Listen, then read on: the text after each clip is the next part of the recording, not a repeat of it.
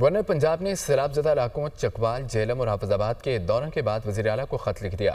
خط میں سیلاب سے متاثرہ علاقوں کو آفت زدہ قرار دینے اور نقصانات کے جلد ازالے کے لیے اقدامات اٹھانے کا کہا گیا ہے۔ جواب میں وزیر اطلاعات پنجاب نے گورنر سے یہ کہا ہے کہ لاہور سے آپ کو بتائیں کہ گورنر پنجاب نے سیلاب زدہ علاقوں چکوال، جہلم، حافظ آباد کے دوروں کے بعد وزیر اعلیٰ کو خط لکھا ہے۔ رپورٹ دیکھیے۔